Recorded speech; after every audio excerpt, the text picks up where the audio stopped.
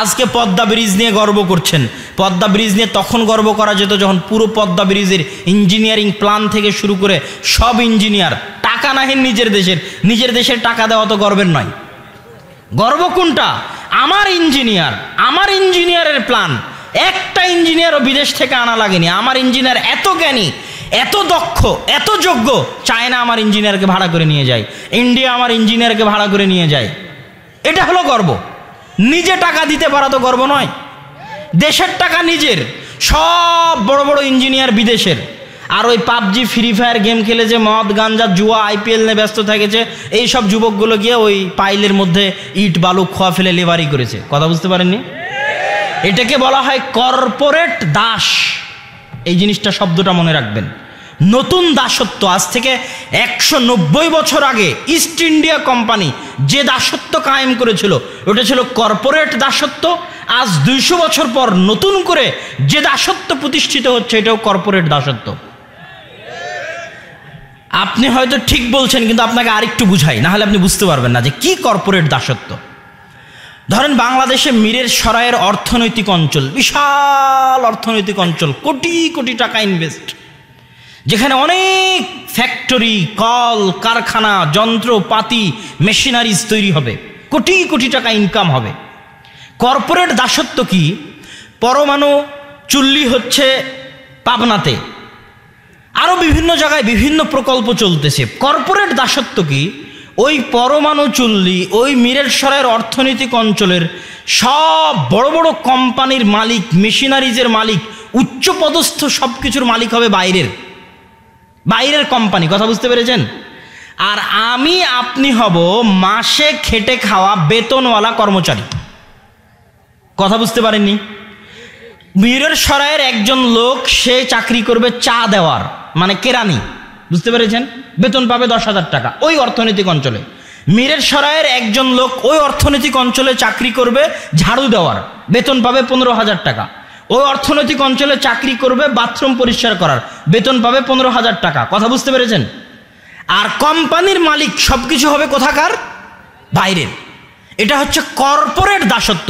East India company আসলো, তাদের company, তাদের সবকিছু, আমাকে বেতন দেয়, আমি বেতনভুক্ত দাস, আমি বেতনভুক্ত কর্মচারী, বেতনভুক্ত গোলাম। স্বাধীনতা কখন? যখন কোম্পানির মালিক আমি। কথা বুঝতে পারেননি? যখন উচ্চপদস্থ সব সিইও, বাংলাদেশে যত কোম্পানি আছে অধিকাংশ কোম্পানির সিইওর যত বেতন, সব কোম্পানির সিইও পদমর্যাদার যত বেতন, সারা বাংলাদেশের সরকারি কর্মকর্তারা অত বেতন পায় কিনা সন্দেহ আছে। সব সরকারি কর্মকর্তারা, আর্মি, পুলিশ, মন্ত্রী, এমপি থেকে শুরু করে।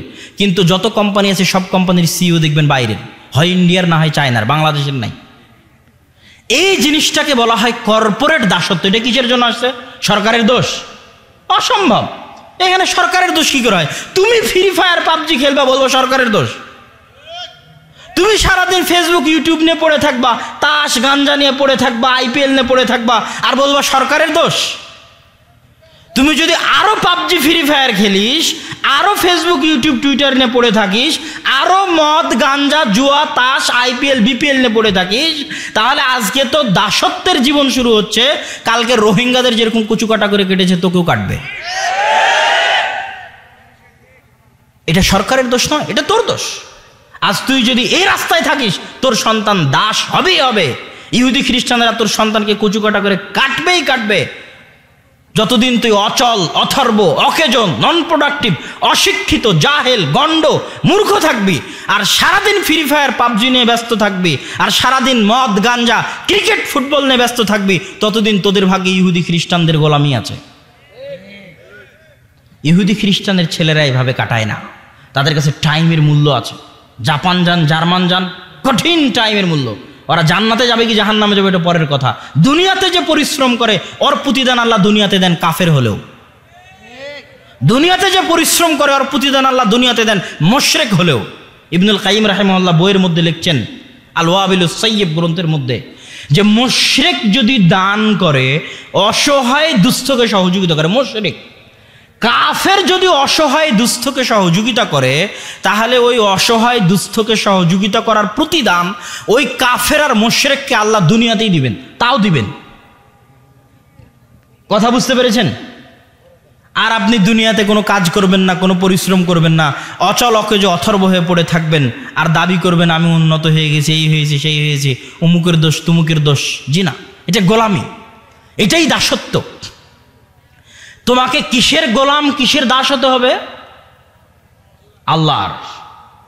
এই কথাটাও মানুষ বুঝে না যে আল্লাহর দাস কেমন কথা, আল্লাহর দাস এটা কেমন লাগে? তাহলে আমি দাস, দাস কথাটা শুনতে কেমন লাগে? দাস, আল্লাহর দাস, আল্লাহর গোলাম, আল্লাহর বান্দা, এটা কি জিনিস? এটা কিন্তু মানুষ বুঝে না। মানুষকে বুঝতে হবে যে এখন আমরা এখানে যতজন বসে আছি, যতজন দাঁড়িয়ে আছে, সবাই কোনো না কোনো কিছুর দাস, সবাই কোনো না কোনো কিছুর দাস।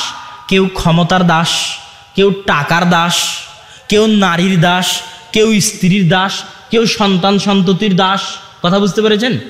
কারো পায়ে টাকার নেশা বাঁধা আছে, টাকার দাসত্বের জিঞ্জির বাঁধা আছে কারো পায়ে, কারো পায়ে নারীর জিঞ্জির বাঁধা আছে, কারো পায়ে স্ত্রীর দাসত্বের জিঞ্জির বাঁধা আছে, কারো পায়ে ছেলে মেয়ের দাসত্বের জিঞ্জির বাঁধা আছে, কারো পায়ে ক্ষমতার দাসত্বের জিঞ্জির বাঁধা আছে, কারো পায়ে পাবজি ফ্রি ফায়ার গেমের দাসত্বের জিঞ্জির বাঁধা আছে, কারো পায়ে মদ নেশা জুয়ার দাসত্বের জিঞ্জির বাঁধা আছে, কারো পায়ে বিড়ি সিগারেটের দাসত্বের জিঞ্জির বাঁধা আছে। যতজন উপস্থিত আছে সারা পৃথিবীতে সবাই দাস, নিকৃষ্ট জঘন্য দাস। একমাত্র আজাদ, একমাত্র স্বাধীন, 100-100 স্বাধীন, 100-100 আজাদ ব্যক্তি সেই যে 100-100 আল্লাহর দাস। কেননা যে 100-100 আল্লাহর দাস, ওর না ক্ষমতার পরোয়া, ওর না টাকার পরোয়া, ওর না নারীর পরোয়া, ওর না পাবজি ফ্রি ফায়ার গেমের পরোয়া। ও হচ্ছে সবচেয়ে স্বাধীন। 1971 আর 1947 সালের স্বাধীনতা নয়, এই স্বাধীনতা এমন ভয়ঙ্কর স্বাধীনতা, এই স্বাধীনতা এমন বিস্ময়কর, এমন পাওয়ারফুল, এমন শক্তিশালী স্বাধীনতা যে পারমাণবিক বমের চাইতেও শক্তিশালী স্বাধীনতা। আবু বকর, ওমর, ওসমান, আলী 23 বছরে আল্লাহ রাসূল এমন বিপ্লব করলেন যে ওমর রাদিয়াল্লাহু তাআলা অর্ধ পৃথিবী দখল করে নিল। কি এমন জাদু ছিল? রোম আর পারস্যের সব ক্ষমতা ধসিয়ে দিলেন, ধ্বংস করে দিলেন। কি এমন পাওয়ার ছিল, কি এমন জাদুর কাঠি ছিল? একটাই জাদুর কাঠি ছিল যে ওরা 100-100 আল্লাহর দাস ছিল। এই 100-100 আল্লাহর দাস হওয়া এত বড় পাওয়ার, এত বড় শক্তি, এত বড় ক্ষমতা যে পৃথিবীর সবচেয়ে ক্ষমতাশালী রোমান সাম্রাজ্য, সবচেয়ে ক্ষমতাশালী পারস্য সাম্রাজ্য তাদের পায়ের ধুলার নিচে ধ্বংস হয়ে গেছে। কেননা তারা 100-100 আল্লাহর দাস। যে 100-100 আল্লাহর দাস, ওর পিছু টান বলে কিছু নাই, পিছন ফিরে তাকানোর বলে কিছু নাই, ওর লস বলে কিছু নাই, ওর নষ্ট হয়ে যাওয়া বলে কিছু নাই, ওর ব্যর্থতা বলে কিছু নাই। ওর পুরোটাই সফলতা। মরলেও সফলতা, বাঁচলেও সফলতা, কষ্টে থাকলেও সফলতা, ভালো থাকলেও সফলতা, দুঃখে থাকলেও সফলতা, আনন্দে থাকলেও সফলতা। কেননা তার ডাইরেক্ট কানেকশন কার সাথে? আল্লাহ সুবহানাহু ওয়া তাআলার সাথে। তার হেফাজতের মালিক কে? আল্লাহ সুবহানাহু ওয়া তাআলা। তার আসল অভিভাবক কে? আল্লাহ সুবহানাহু ওয়া তাআলা। সম্মানিত উপস্থিতি, আর যার যে আল্লাহর দাস নয়, যে আল্লাহর গোলাম নয়, সে কি? সে হচ্ছে ইয়েতিম, মিসকিন। কি? ইয়েতিম মিসকিন। যার বাপ নাই, যার মা নাই, ও যেমন ইয়েতিম মিসকিন, তার চেয়ে বড় ইয়েতিম, তার চেয়ে বড় মিসকিন সে যে আল্লাহর দাস, আল্লাহর গোলাম নয়। সে আল্লাহর রহমত থেকে বঞ্চিত, আল্লাহর দয়া থেকে বঞ্চিত, আল্লাহর করুণা থেকে বঞ্চিত, আল্লাহর রহমত থেকে বঞ্চিত, আল্লাহর দরবার থেকে বিতাড়িত। মহাপরাক্রমশালী সত্তার করুণা দৃষ্টি তার প্রতি নাই। ও কোন ভাগাড়ে পড়ে মারা যাবে এটা আল্লাহ পরোয়া করবেন না। সম্মানিত উপস্থিতি, যুবক ভাইদের উদ্দেশ্যে আমার নসিহা, আমার উপদেশ, আমার আকুল আবেদন, আমরা আল্লাহ সুবহানাহু ওয়া তাআলার 100-100 দাস গোলাম হওয়ার চেষ্টা করি। আমরা সমাজ পরিবর্তনে অবদান রাখি। এই যে মাদ্রাসা তৈরি হচ্ছে, এই মাদ্রাসায় আমাদেরকে সহযোগিতা করা। এরকম দেশের আনাচে কানাচে যত মাদ্রাসা হচ্ছে, এই মাদ্রাসাগুলোর পিছনে শ্রম দেওয়া কাদের দায়িত্ব? যুবকদের দায়িত্ব। বৃদ্ধ মানুষ কিছু করতে পারবে না, ছোট শিশু কিছু করতে পারবে না। এই জাতির পরিবর্তন যুবকরাই করতে পারবে। পাঠাগার তৈরির মাধ্যমে, মসজিদ আবাদ করার মাধ্যমে, মাদ্রাসা তৈরি করার মাধ্যমে সমাজকে পরিবর্তন যুবকরাই করতে পারবে। অতএব যুবকের প্রতি আমার আকুল এবং উদাত্ত আহ্বান যে আসুন আমরা আমাদের প্রত্যেকটা ফোঁটা রক্ত, প্রত্যেকটা সেকেন্ড সময় আল্লাহর দাসত্বে, আল্লাহর গোলামিতে, আসল স্বাধীনতায় ব্যয় করি। আল্লাহ সুবহানাহু ওয়া তাআলা আমাদেরকে সেই তৌফিক দান করুক, আল্লাহুম্মা আমিন। সম্মানিত উপস্থিতি, জরুরি দ্বিতীয় এবং তৃতীয় কথা, আপনারা আল জামিয়া সালাফিয়ার নাম শুনেছেন? আল জামিয়া সালাফিয়া, ডাঙ্গিপাড়া, পবা, রাজশাহী, রূপগঞ্জ, নারায়ণগঞ্জ। রূপগঞ্জ নারায়ণগঞ্জে আগামী 4-5 মার্চ সালাফি কনফারেন্স। এর আগে কেউ গেছেন এরকম আছেন? আলহামদুলিল্লাহ, হাইয়াকুমুল্লাহ। আপনাদেরকে আবারও দাওয়াত থাকলো, 4-5 মার্চে দেশের বরেণ্য আলেম ওলামা একত্রিত হবেন, বিদেশেরও কিছু আলেম ওলামা থাকবেন বলে আমরা আশা করছি। আপনাদেরকে আমাদের উদাত্ত আহ্বান থাকবে যে আপনারা সেই প্রোগ্রামে উপস্থিত হয়ে দিনের কথা, জ্ঞানের কথা, কোরআন এবং হাদিসের কথা শুনবেন। আপনাদের কাছে তৃতীয় যেটা বিশেষ জরুরি কথা, সেটা হচ্ছে মাসিক আল ইতিসাম। প্রতি মাসে বের হয় এই পত্রিকাটি, এবং এই পত্রিকার পিছনে মানুষের প্রচুর পরিশ্রম রয়েছে। গবেষক, মুফতি, দায়ী, লেখা, সম্পাদনা, ব্যবস্থাপনা। এই পত্রিকায় প্রতি মাসে 50টা প্রশ্ন উত্তর রয়েছে। এই 50টা প্রশ্ন উত্তর আপনি বছরে, বলা যায় 12 মাসে আপনি কয়েকশো প্রশ্ন উত্তরের জ্ঞান অর্জন করবেন। সুতরাং এই পত্রিকা নিয়মিত যেন আপনাদের বাড়িতে থাকে, আপনাদের গ্রামে থাকে, আপনাদের মাদ্রাসায় থাকে, এটা আপনাদের নিকটে আবেদন। আর এই মাদ্রাসায় সহযোগিতা করার ক্ষেত্রে দুটো জরুরি কথা। আমি আপনাদের বিরক্ত করব না, যেহেতু অনেকক্ষণ ধরে বসে আছেন। আর 5-10টা মিনিট ধৈর্য সহকারে শুনবেন, বক্তব্য শেষ করে দেব ইনশাআল্লাহ। রিজিকের মালিক আল্লাহ সুবহানাহু ওয়া তাআলা। আল্লাহ সুবহানাহু ওয়া তাআলা বলছেন, লা তাকতুলু আওলাদাকুম খাশিয়াতা ইমলাক, তোমরা তোমাদের সন্তানকে হত্যা করিও না রিজিকের ভয়ে। কেন? তোকেও খাওয়াই আমি, তোর সন্তানকেও খাওয়াবো আমি।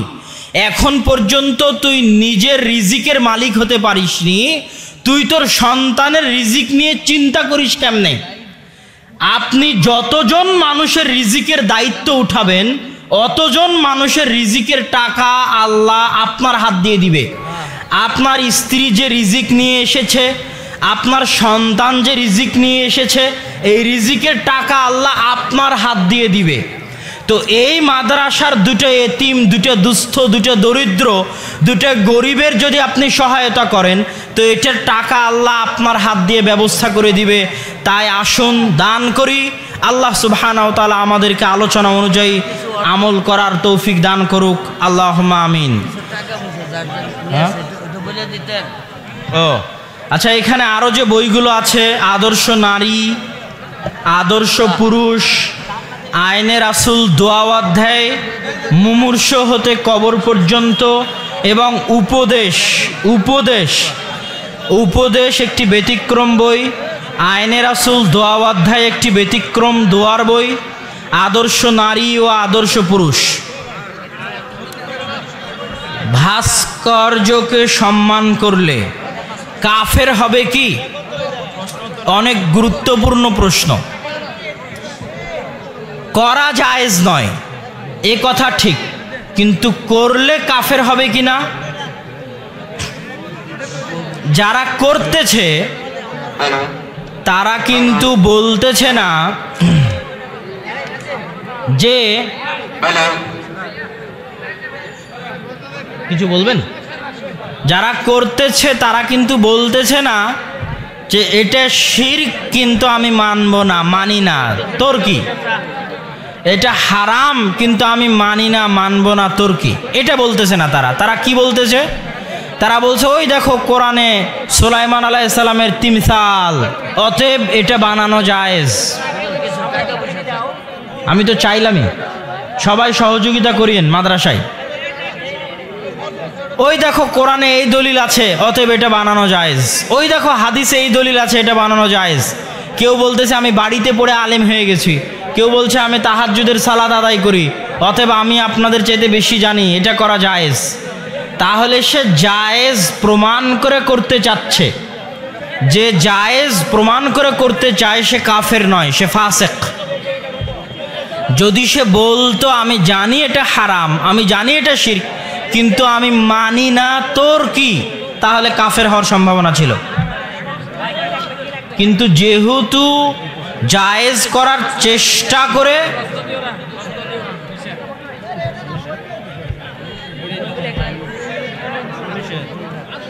সুবহানাক আল্লাহুম্মা বিহামদিকা আশহাদু আল্লা ইলাহা ইল্লা আনতা আস্তাগফিরুকা ওয়া আতুবু ইলাইক।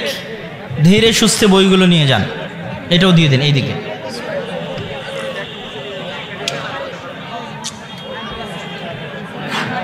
হ্যালো, আসসালামু আলাইকুম। সম্মানিত উপস্থিতি, আপনারা জানেন আমাদের এই প্রতিষ্ঠানের নির্মাণ কাজ চলছে, তাই শুধু আপনারা অবহেলা করে আমাদের এই ময়মনসিংহ মহিলা মাদ্রাসা এটাই আমরা আশা করি সবচেয়ে বড় প্রতিষ্ঠান, তাই আপনারা কেউ অগ্রাহ্য করবেন, অবহেলা করবেন না। আপনাদের অনুরোধ করে বলি, আমাদের বিকাশ নম্বর আপনাদেরকে দিয়েছি, আপনাদেরকে সব দিয়েছি, যেরকম পারেন সবাই দান করেন। চর বসতি থেকে আমার 100 টাকা দিলেই হবে। চরবসন্তি থেকে এখন আমাকে মোট 1100-1200 টাকার মতো দান করবে।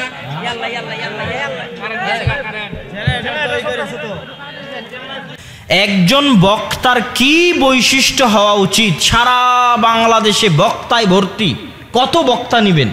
নতুন নতুন হাইব্রিড বক্তার জন্ম হচ্ছে সারা বাংলাদেশে, এবং ইউটিউব ফেসবুক আসার ফলে ভাইরাল হতে সময় লাগে না। কার কি যোগ্যতা আছে এটা কিন্তু মানুষ দেখে না, ভাইরাল হলেই হলো।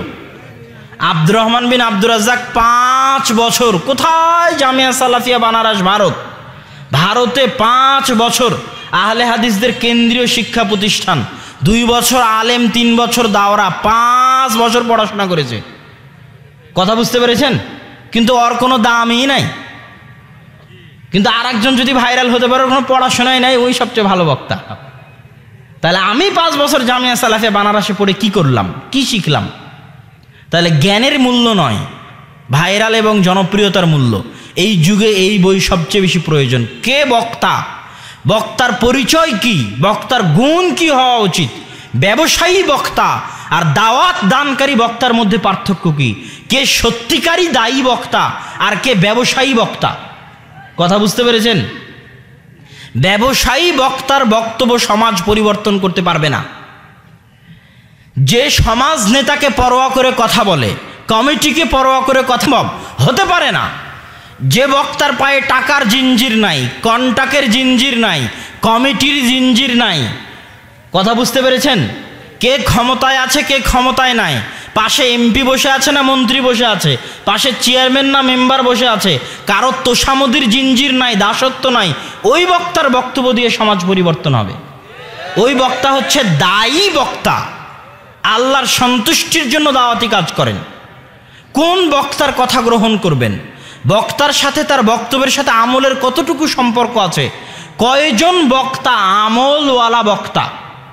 অনেক বড় কঠিন এবং ভারী প্রশ্ন, যেই প্রশ্নে আমরাও ব্যর্থ হয়ে যেতে পারি। মুখে বলছি, আমল কি করছি? তাহলে কয়জন বক্তা আমলওয়ালা বক্তা? যে বক্তা আমলওয়ালা বক্তা নয়, তার বক্তব্যের প্রভাব সমাজে অস্থায়ী, চিরস্থায়ী নয়। তার বক্তব্যের প্রভাব সমাজে অস্থায়ী, চিরস্থায়ী নয়। যে বক্তার অন্তরে তাকওয়া নাই, তার বক্তব্যের প্রভাব সাময়িক জনপ্রিয় হয়ে যেতে পারে, সাময়িক লক্ষ কোটি ভক্ত তৈরি হয়ে যেতে পারে, কিন্তু কিয়ামত পর্যন্ত স্থায়ী মানুষের হেদায়েতের মাধ্যম হবে না। তাহলে কে ব্যবসায়ী বক্তা আর কে আমলওয়ালা দায়ী, আল্লাহর সন্তুষ্টির জন্য দাওয়াতি কাজ করে বক্তা, এটা আপনাকে জানতে হবে।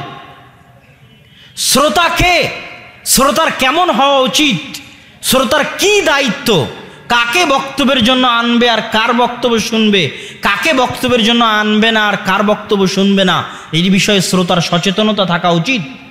এই গুরুত্বপূর্ণ বিষয়গুলো এই বক্তা ও শ্রোতা বইয়ের মধ্যে আলোচনা করা হয়েছে। আমার একটা গ্রন্থ আছে, আমরা হাদিস মানতে বাধ্য। সমাজে একটা ফিতনা দেখবেন, যারা হাদিস অস্বীকার করে, এই ফিতনা আছে আপনাদের সমাজে। হাদিস অমান্য করতে চায়, এটা ভয়ঙ্কর চরম আকার ধারণ করেছে গোটা বাংলাদেশে। বড় বড় বক্তা, যারা বিখ্যাত বক্তা বাংলাদেশের, তারা পর্যন্ত এই সমস্ত মুতাজিলা, হাদিস অস্বীকারী, কোরআন ফাউন্ডেশন, আহলে কোরআন নামে তৈরি হওয়া ভুইফোড় এই সংগঠনগুলোর পৃষ্ঠপোষকতা করতেছে, যারা হাদিসকে অস্বীকার করে। যারা কি করে? হাদিসকে অস্বীকার করে। তো এই হাদিস অস্বীকার করার এই ফিতনা হচ্ছে ভয়ঙ্কর ফিতনা। এই ফিতনার রাদ, এই ফিতনার যুক্তির জবাব, কি কি যুক্তি তারা পেশ করে, সেই যুক্তির কি জবাব হতে পারে? রাসূল সাল্লাল্লাহু আলাইহি ওয়াসাল্লামকে আল্লাহ সুবহানাহু ওয়া তাআলা 23 বছর যাবত কোরআন দিয়েছেন। কোরআন একবারে অবতীর্ণ হতে পারতো না? কথা বলতে হবে ভাইরা। কোরআন একবারে অবতীর্ণ হতে পারতো না আসমান থেকে? পারত। অনেক আসমানি কিতাব তো একবারে অবতীর্ণ হয়েছে। 23 বছর আল্লাহর রাসূলের কষ্ট করার কি প্রয়োজন? একবারেই তো অবতীর্ণ হতে পারত। তার মানে 23টা বছর আল্লাহ রাসূল যে কষ্ট করেছেন ওটার দাম আছে। ওটার কি আছে? দাম আছে। কি দাম? ওই 23টা বছর আল্লাহ রাসূল কোরআনের ব্যাখ্যা করেছেন। কি করেছেন? কোরআনের কথা বলতে হবে। কোরআনের কি করেছেন? ব্যাখ্যা করেছেন। তাহলে আজ 1400 বছর পরে আমি যদি বলি শুধু কোরআন দলিল, কোরআন বাদে কিছু মানব না, তাহলে আল্লাহ রাসূলের 23 বছর কই গেল? 23 বছরের আল্লাহ রাসূলের পরিশ্রম কই গেল? ফাও, কোনো গুরুত্ব নাই, কোনো মূল্য নাই। ওই 23 বছরের আল্লাহ রাসূলের পরিশ্রমই হচ্ছে হাদিস।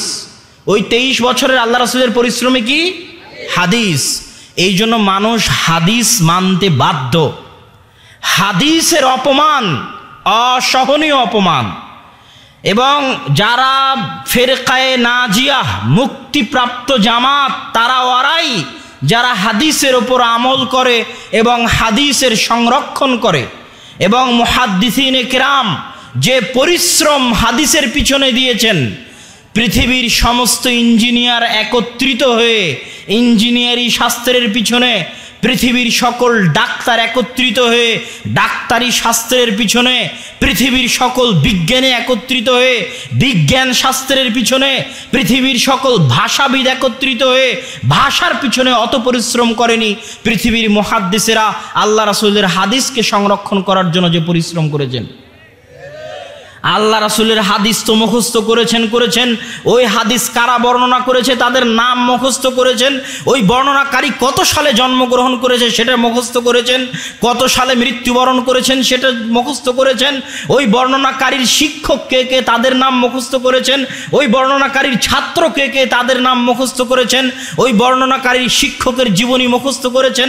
ওই বর্ণনাকারীর ছাত্রের জীবনী মুখস্থ করেছেন। ওই বর্ণনাকারী কি করত, কোথায় যেত, কি খেত, সত্যবাদী না মিথ্যাবাদী, চলবে না তার পুরো জীবনী মুখস্থ করেছেন। এই হাজার হাজার হাদিসের লক্ষ লক্ষ রাবীর পূর্ণাঙ্গ জীবনী এখন পর্যন্ত অক্ষত অবস্থায় আছে। বিশাল, অপূরণীয়, অসম্ভব খিদমত মুহাদ্দিসরা আঞ্জাম দিয়েছেন। হাদিস শাস্ত্রের উপর কথা উত্থাপন করা অনেক কঠিন, এত সহজ নয়। হাদিস শাস্ত্র ঠুনকো জিনিস নয় যে আমি ফু দিব, ফু দিয়ে হাদিস শাস্ত্র উড়িয়ে দিব। হাদিস শাস্ত্র এরকম ঠুনকো জিনিস নয়। এই বই পড়লে আপনি যারাই হাদিসের ওপর বিভিন্ন রকমের যুক্তি উত্থাপন করে হাদিসকে দুর্বল করতে চায়, তাদের জবাব আপনি খুঁজে পাবেন। আল্লাহ সুবহানাহু ওয়া তাআলা আপনাকে এই সমস্ত বইগুলো পড়ে জ্ঞান অর্জন করার তৌফিক দান করুক, আল্লাহুম্মা আমিন। আমি আমার আলোচনার দিকে ফিরে আসতেছি। যুবক ভাইদেরকে লক্ষ্য করে, মা এবং বোনদেরকে লক্ষ্য করে যে গুরুত্বপূর্ণ কথা, যুবক ভাইদেরকে লক্ষ্য করে প্রথম গুরুত্বপূর্ণ কথা হচ্ছে, আল্লাহ সুবহানাহু ওয়া তাআলা মানুষকে আবাসা এমনি সৃষ্টি করেননি, খেল তামাশা হিসেবে সৃষ্টি করেননি। একটা ছোট বাচ্চা নদীর ধারে গেল, নদীর ধারে গিয়ে একটা বালু দিয়ে ঘর তৈরি করলো, তারপরে সেটা ভেঙে দিয়ে চলে আসলো। ওই ঘর তার কাছে যেমন খেল তামাশা, এরকম খেল তামাশা করে আল্লাহ সুবহানাহু ওয়া তাআলা আদম সন্তানকে সৃষ্টি করেননি। আজকে এখানে যে প্রোগ্রাম হচ্ছে, এই প্রোগ্রাম কি খেল তামাশা? এই প্রোগ্রামের পিছনে কত মানুষের পরিশ্রম আছে, নিয়ম কানুন আছে, অনুমতি আছে, টাইম টেবিল আছে, বক্তাদের সাথে যোগাযোগ আছে, প্যান্ডেল তৈরি আছে, নিয়ম কানুন আছে। তাহলে এই প্রোগ্রামের জন্য যদি এত প্রস্তুতি থাকে, আল্লাহ আপনাকে এমনি সৃষ্টি করবে কোনো প্রস্তুতি ছাড়াই? আপনি এমনি দুনিয়াতে এসেছেন, আপনার পিছনে কিছুই নাই, আপনার কাজকর্মের কোনো হিসাব নাই, কোনো জবাবদিহিতা নাই। এই প্রোগ্রামে আমি বক্তব্য দিয়ে চলে যাব, জবাবদিহিতা হবে না। আমি কে বক্তব্য দিতে আসলাম সরকার দেখবে না, এরকম কি? আর আপনি দুনিয়াতে এমনি আসবেন এমনি চলে যাবেন, কেউ দেখবে না। আল্লাহ আপনাকে এমনি সৃষ্টি করেছেন। আল্লাহ সুবহানাহু ওয়া তাআলা এত সুচারু রূপের ম্যানেজমেন্টের অধিকারী যে আল্লাহ সুবহানাহু ওয়া তাআলা আপনাকে অপরাধী প্রমাণ করার জন্য, আপনার হিসাব নেওয়ার জন্য, আপনার জবাবদিহিতা নেওয়ার জন্য এমন ভয়ঙ্কর এমন বিস্ময়কর পদ্ধতি অবলম্বন করেছেন, আপনি হতবাক হয়ে যাবেন। আল্লাহ সুবহানাহু ওয়া তাআলা কোরআন মাজিদে বলছেন, আল ইয়াউমা নাখতিমু আলা আফওয়াহিহিম, আজ মানুষের মুখে সেলাই করে দেওয়া হবে। চামড়ার এই মুখ কি করে দেওয়া হবে? সেলাই করে দেওয়া হবে। কথা বলবে হাত। বিশ্বাস করবেন কেমনে যে হাত কেমনে কথা বলে? কি বলে, এটা হাস্যকর জিনিস নাকি? কেমনে সম্ভব যে হাত কথা বলবে? আপনি এখনই এখানে একটা রিভলভার নিয়ে একজন সন্ত্রাসী গুলি করলো, তারপরে রিভলভারটা ফেলে পালিয়ে গেল। ওই রিভলভার পুলিশ এভাবে টিস্যু পেপার দিয়ে ধরবে, টিস্যু পেপার দিয়ে ধরে নিয়ে যায় একটা পলিথিনের মধ্যে ঢুকাবে। কথা বুঝলেন? পলিথিনের মুখটা লক করে নিয়ে যায় ফরেন্সিকে দিবে। ফরেন্সিকে দিয়ে চেক করবে যে এটা কার হাতের ফিঙ্গারপ্রিন্ট। করবে না? করবে না? করবে। তাহলে এই হাতের মধ্যে কি এমন আজীব জিনিস আল্লাহ রেখে দিয়েছে যে রিভলভার কে ধরলো মানুষ ধরতে পারছে। ফিঙ্গারপ্রিন্ট দিয়ে মানুষ ভোট দিচ্ছে, পাসপোর্ট তৈরি করতেছে যে এটা কার ফিঙ্গারপ্রিন্ট, ও মুখের। লক্ষ লক্ষ মানুষের ফিঙ্গারপ্রিন্ট একটা আরেকটার সাথে মিলে না। তাহলে যেই হাত আজকে ফরেন্সিক রিপোর্টে তার আলামত রেখে দিতে পারে, যে হাত ফিঙ্গারপ্রিন্ট দিয়ে পরিচয় দিতে পারে, এই হাত যেখানে যেখানে স্পর্শ হচ্ছে সব এখানে সেভ হয়ে যাচ্ছে। কি হয়ে যাচ্ছে? সেভ হয়ে যাচ্ছে। যদি মানুষ পারে, আল্লাহ পারেন না, এই হাত তখন কিয়ামতের মাঠে কথা বলবে।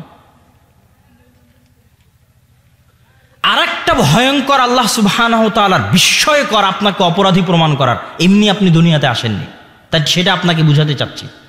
সবচেয়ে ভয়ঙ্কর যে জমির উপর বসে আছেন, মাটির উপর বসে আছেন। এটা আপনি মনে করেছেন মাটি কিয়ামতের মাঠে আল ইয়াউমাইযিন তুহাদ্দিসু আখবারাহা, মাটি কথা বলবে।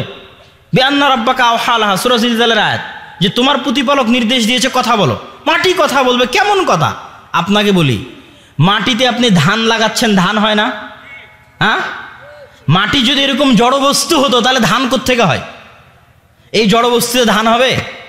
এর উপর ধান লাগালে ধান হবে? তাহলে মাটি যদি জড়বস্তু হয় তো ধান কেমনে হয়, গাছ কেমনে হয়? মানে মাটির কিছু আছে। যেই মাটি ধান উগাতে পারে, যেই মাটি গাছ উগাতে পারে, ওই মাটি পৃথিবীর হাজার হাজার বছরের সব ধরে রাখতেছে। কিয়ামতের মাঠে এই ভয়ঙ্কর মেমোরি কার্ড কথা বলবে, টপ টপ টপ টপ করে কথা বলবে, আমার উপর এই এই এই এই হয়েছে, এই এই এই এই হয়েছে। এখন আপনি বলেন তো, আপনি কোনো কাজ করতে মাটির বাইরে যেতে পারবেন? হ্যাঁ, আপনার হাতের বাইরে যেতে পারবেন? কি সিস্টেম আল্লাহ সুবহানাহু ওয়া তাআলা করে দিয়েছে, আপনি যেতে পারবেন না। আল্লাহর ক্ষমতার বাইরে, আল্লাহর রাজত্বের বাইরে আপনি যেতে পারবেন না। তো যুবক, আমি তোমাকে বুঝাতে চাচ্ছি যে তুমি অপ্রয়োজনীয় সৃষ্টি নও। কাজের জন্যই তোমাকে সৃষ্টি করা হয়েছে, কর্মের জন্যই তোমাকে সৃষ্টি করা হয়েছে। তোমার দাম আছে, গুরুত্ব আছে। প্রত্যেকটা মানুষ একটা মেশিনের মতো। এই ক্যামেরাটা যদি আজ নষ্ট হয়, ভিডিও যদি না করে, এই ক্যামেরা ফেলে দিবে না ক্যামেরাওয়ালা? এই মাইক যদি কাজ না করে, পুরো অকেজো হয়ে যায়, একে ফেলে দিবে না? কথা বলছেন না কেন? ফেলে দিবে। তাহলে একটা মানুষ, তাকেও কাজ করতে হবে। যেমন আজকে এখানে অনেক মানুষ আছে মিস্ত্রি, যে হয়তো আজকে একটা ইট গেঁথে তুলেছে একটা দেওয়াল, তাহলে আজ সারাদিনের তার উৎপাদন হচ্ছে একটা দেওয়াল। এখানে একজন ভ্যান চালক বসে আছে, সে আজকে 10 কিলোমিটার ভ্যান চালিয়েছে, দিয়ে 100 টাকা ইনকাম করেছে। আজ সারাদিনে তার উৎপাদন হচ্ছে 10 কিলোমিটার ভ্যান চালানো আর 100 টাকা ইনকাম করা। এখানে আমি আব্দুল্লাহ বিন আব্দুর রাজ্জাক দীর্ঘ ঢাকা থেকে এখানে আসেছি, বক্তব্য দিচ্ছে, এটা আমার আজকের দিনের উৎপাদন। কি উৎপাদন? আর একটা যুবক সারাদিন বসে থেকে ফেসবুক চালাচ্ছে, পাবজি, ফ্রি ফায়ার, গেম, স্ল্যাপের নিচে, খেতার নিচে, বাড়িতে, মাঠে, ওর সারাদিনের উৎপাদন কি? ওই সারাদিন কি উৎপাদন করলো? হ্যাঁ, সারাদিন তার উৎপাদন হচ্ছে জিরো। তার মানে সে হচ্ছে অচল, অকেজো, অথর্ব, নষ্ট হওয়া যন্ত্র। ওকে ডাস্টবিনে ফেলে দিতে হবে। এটাই বাস্তব। সে নিজের জন্য বোঝা, জাতির জন্য বোঝা, দেশের জন্য বোঝা, পরিবারের জন্য বোঝা। সে অচল, আনপ্রোডাক্টিভ, তার কোনো উৎপাদন ক্ষমতা নাই, সে নষ্ট হয়ে গেছে, ধ্বংস হয়ে গেছে, পচে গেছে, গলে গেছে, সরে গেছে। সারাদিনে সে না নিজেকে কিছু দিতে পেরেছে, না পরিবারকে, না জাতিকে, না দেশকে কিছু দিতে পেরেছে। তার বেঁচে থাকার কোনো অধিকার নাই, ওকে এখন ডাস্টবিনে ফেলে দিতে হবে। আর এই ধরনের যুবকের সংখ্যা যত বাড়বে, জাতি তত পরাধীন হবে, জাতি তত দাস হবে, তত গোলাম হবে। এই ধরনের যুবকের সংখ্যা যত বাড়বে,